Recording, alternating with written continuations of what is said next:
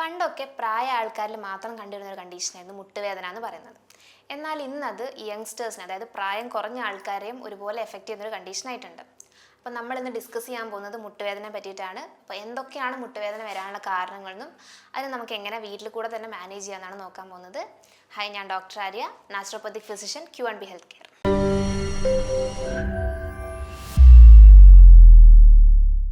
മുട്ടുവേദന അല്ലെങ്കിൽ മുട്ട് എന്ന് പറയുന്നത് നമുക്കറിയാം, നമ്മുടെ കാലിൻ്റെ രണ്ട് ബോണുകളെ ഒന്നിച്ച് ചേർക്കുന്ന ഒരു ജോയിൻറ്റിനെയാണ് നമ്മൾ മുട്ട് അല്ലെങ്കിൽ നീ ജോയിൻ്റ് എന്ന് പറയുന്നത്. അപ്പോൾ ഇതിന് വരുന്ന എന്തോ ഒരു അണ്ടർലൈൻ കണ്ടീഷനാണ് നമുക്ക് ഈ മുട്ടുവേദന ഉണ്ടാക്കുന്നതെന്ന് നമുക്കറിയാം.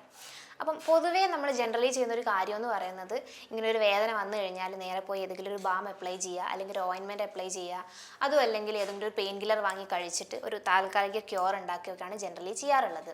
അപ്പോൾ അങ്ങനെയല്ലാതെ തന്നെ നമ്മൾ ഇതിന് എന്തെങ്കിലും കാരണമുണ്ടോ എന്ന് ടെസ്റ്റ് ചെയ്തതിന് ശേഷം മാത്രമാണ് നമ്മൾ ഇതിനൊരു ട്രീറ്റ്മെൻറ്റ് എടുക്കേണ്ടത്.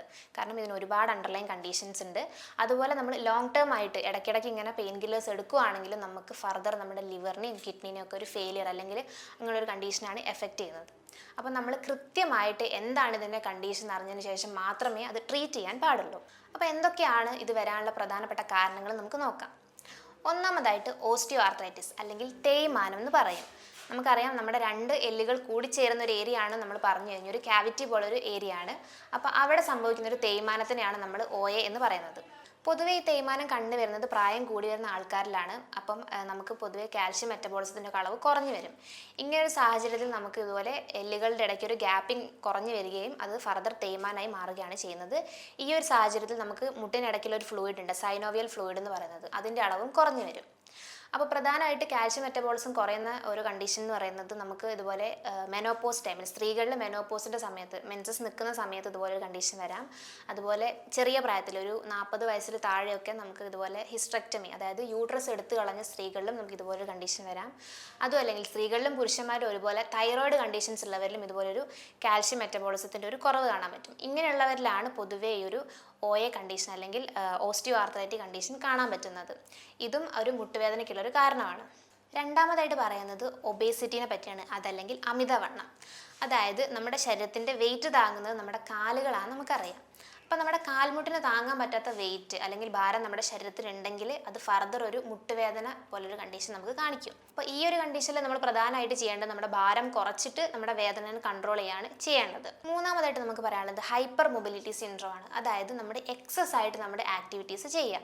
ചെറിയ പ്രായം തൊട്ടേ നമ്മൾ ഒരുപാട് നടക്കുക, ഒരുപാട് പടികൾ കയറുക, ഇറങ്ങുക, അങ്ങനത്തെ ആക്ടിവിറ്റീസ് ഒക്കെ ഒരുപാട് ചെയ്യുക. അല്ലെങ്കിൽ ജോബ് വഴിയാണെങ്കിലും ഒരുപാട് ഓവർ ആക്ടിവിറ്റി ചെയ്യുന്ന രീതിക്കുള്ളൊരു ജോബൊക്കെയാണ് നമ്മൾ ചെയ്യുന്നതെങ്കിൽ ഇതുപോലൊരു മുട്ടുവേദന നമുക്ക് വരാം.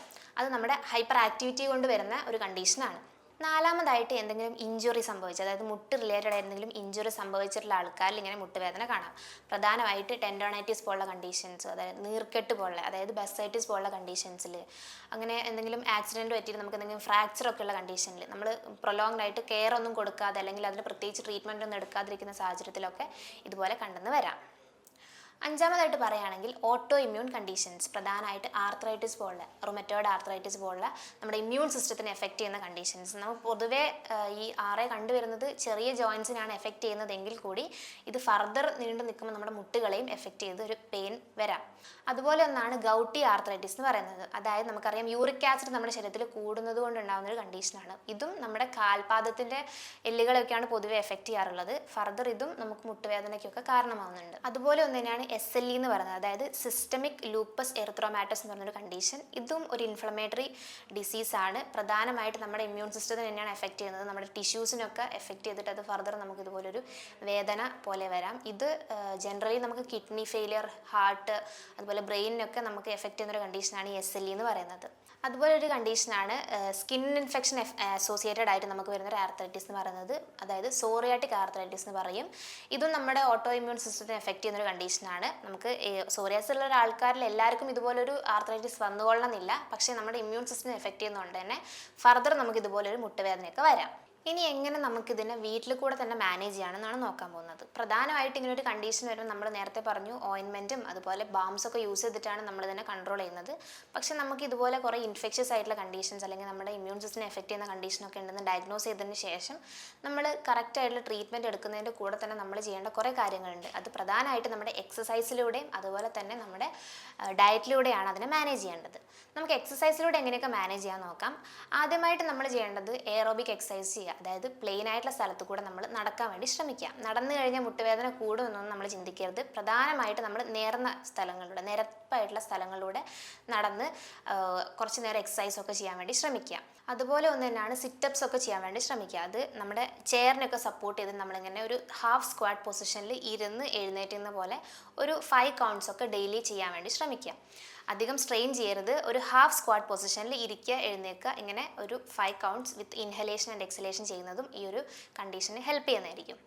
അടുത്തായി പറയുകയാണെങ്കിൽ ലെഗ് സ്ട്രെച്ചിങ് ചെയ്യുക. അതായത് പ്രധാനമായിട്ട് നമ്മൾ ലെഗ് ബെൻഡ് ചെയ്തുകൊണ്ടിരിക്കുക, നീ ബെൻഡിങ് പോലെ ലെഗ് ബെൻഡ് ചെയ്തുകൊണ്ടിരിക്കുക, അപ്പ് ആൻഡ് ഡൗൺ റേസിങ് ചെയ്യുക. അതുപോലെ ഒന്ന് തന്നെയാണ് നീ സ്ട്രെച്ചിങ് എക്സസൈസ് എന്ന് പറയുന്നത്. അതായത് നമ്മൾ നീനെ സപ്പോർട്ട് ചെയ്തിട്ട് കാലിങ്ങനെ ലെഗ് റേസിങ് പോലെ തന്നെ സപ്പോർട്ട് ചെയ്തിട്ട് നമ്മളിങ്ങനെ ചെയ്തുകൊണ്ടിരിക്കുക. അത് നമുക്ക് പില്ലോ വെച്ചിട്ടും അല്ലാതെയും ചെയ്യാം. ഇനി എങ്ങനെ നമുക്ക് ഡയറ്റിൽ കൂടെ മാനേജ് ചെയ്യാമെന്നാണ് നോക്കാൻ പോകുന്നത്. പ്രധാനമായിട്ട് നമുക്കറിയാം ഒരു വേദനയുള്ളൊരു കണ്ടീഷനിൽ നമ്മൾ പ്രധാനമായിട്ടും ആൻറ്റി ഇൻഫ്ലമേറ്ററി ആയിട്ടുള്ള ഭക്ഷണങ്ങൾ നമ്മുടെ ഡയറ്റിൽ ഇൻക്ലൂഡ് ചെയ്യാനാണ് ശ്രമിക്കേണ്ടത്. അതായത് ടെർമറിക്കിനകത്തുള്ള കുർക്കുമിൻ എന്ന് പറയുന്ന കണ്ടന്റ് നമ്മുടെ പെയിൻ റെഡ്യൂസ് ചെയ്യാൻ വേണ്ടി ഒരുപാട് സഹായിക്കുന്നുണ്ട്. അതുപോലെ ഒന്ന് തന്നെയാണ് ആൻറ്റി ഇൻഫ്ലമേറ്ററി പ്രോപ്പർട്ടിയുള്ള omega-3 ഫാറ്റി ആസിഡ്. ഇതും നമ്മുടെ ഡയറ്റിൽ ഇൻക്ലൂഡ് ചെയ്യുന്നത് ഇതുപോലൊരു ഇൻഫ്ലമേറ്ററി കണ്ടീഷനൊക്കെ ഒന്ന് ക്യൂർ ചെയ്യാൻ വേണ്ടി സഹായിക്കുന്നുണ്ട്. ഈ ഒരു സാഹചര്യത്തിൽ നമുക്ക് നമ്മുടെ അലർജിക് പ്രോട്ടീൻ നമ്മുടെ ശരീരത്തിൽ കൂടുതലായിരിക്കും. ഈ omega-3 ഫാറ്റി ആസിഡ് ഇതിനെ കുറയ്ക്കാൻ വേണ്ടി സഹായിക്കുന്നുണ്ട്. അത് നമുക്ക് ഫർദർ ഈ മുട്ടുവേദന പോലുള്ള കണ്ടീഷനൊക്കെ റിലീവ് ചെയ്യുന്നുണ്ട്. പ്രധാനമായിട്ട് omega-3 ഫാറ്റി ആസിഡുള്ള ഭക്ഷണങ്ങൾ എന്ന് പറയുമ്പം അത് ചെറിയ മത്സ്യങ്ങൾ, അതുപോലെ ഒലീവ് ഓയിൽ, അവക്കാഡോ, അതുപോലെ തന്നെ വെർജിൻ കോക്കനട്ട് ഓയിൽ, നട്ട്സ്, അതായത് ആൽമണ്ട്സ് പോലെ അല്ലെങ്കിൽ വാൽനട്ട് പോലെ നട്ട്സുകളിലൊക്കെ ധാരാളമായിട്ട് omega-3 ഫാറ്റി ആസിഡ്സ് അടങ്ങിയിട്ടുണ്ട്. ഇതൊക്കെ നമുക്ക് നമ്മുടെ ഡയറ്റിൽ ഇൻക്ലൂഡ് ചെയ്യാവുന്നതാണ്.